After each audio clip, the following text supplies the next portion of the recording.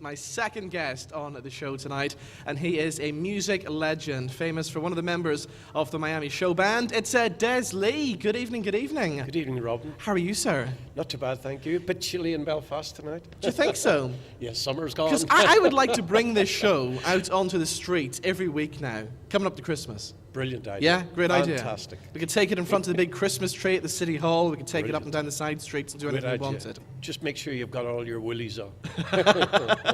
You've been a busy boy recently. Yesterday was a big day for you down in Dublin, wasn't it? Yeah, we were in Dublin yesterday. The GPO in Dublin launched a new series of stamps, which was to commemorate the Showband era in Ireland. And there was 4 bands selected. There was Joe Dolan, the Drifters, the Miami Showband, the Freshmen, and the other one was the Royal Showband. Yeah. And basically what the idea was, they launched a stamp which went on sale yesterday in Ireland, which will go all over the world. And I must be honest, I was deeply honoured. I just cannot believe it. It's the biggest honour you can get in your home country, really, yes, isn't it? Yeah. And you know, the funny thing about it is, this is a true story. When I left school, not yesterday, a few years ago, anyway, when I left school, I applied for a job in Belfast as a postman. Yeah? And I didn't get the job. Right. But I'm on a stamp. Wow. So I'm very happy. What an achievement. Now, yesterday as well, it been a great day, a day you'd be very proud of. It still must have been a day filled with mixed emotions, because you must have thought about the guys who sadly couldn't be there, the likes of the great Fran O'Toole. Well, you know, it's like I said yesterday in Dublin, you know, it was a day of sadness as well as a day of joy. The sadness, of course, was the fact that Fran O'Toole, Brian McCoy, Tony Gurdy, Clem Quinn, and my late wife Brenda were not able to be there to share with us in such a momentous occasion. Yeah. But I did feel that they were looking down at us from heaven high. Oh, wow. And enjoying every bit as much as we did. Now, the Miami are still around today, still playing. Is it still as much fun today as it was way back then, the 60s and early 70s? It is every bit as much fun. I mean, I lived in South Africa for quite a few years.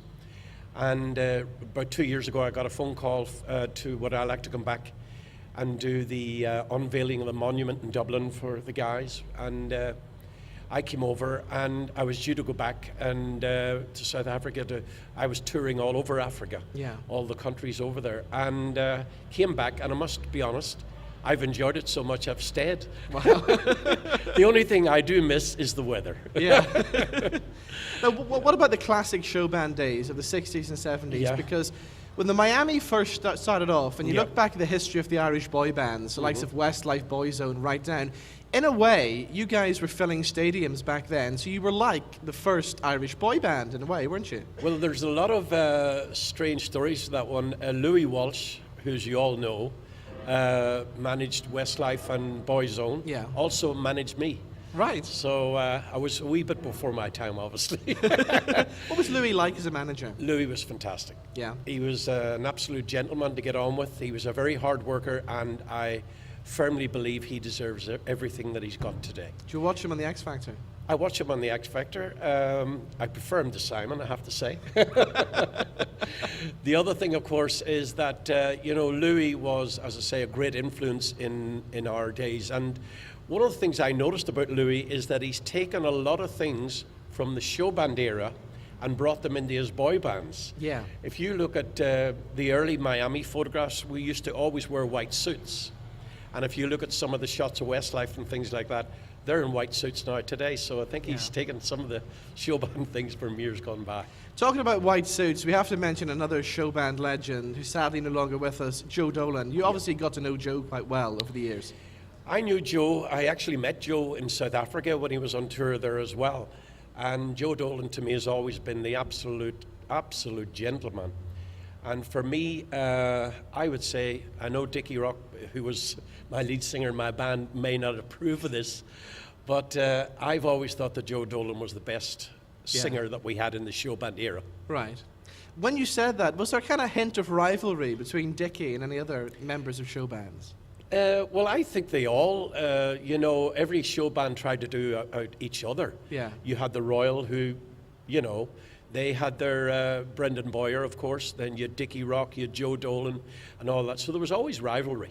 And of course, Brendan Boyer went off to Vegas and That's became correct, yeah. huge in Vegas. Did you never get the urge to go and do the Vegas thing?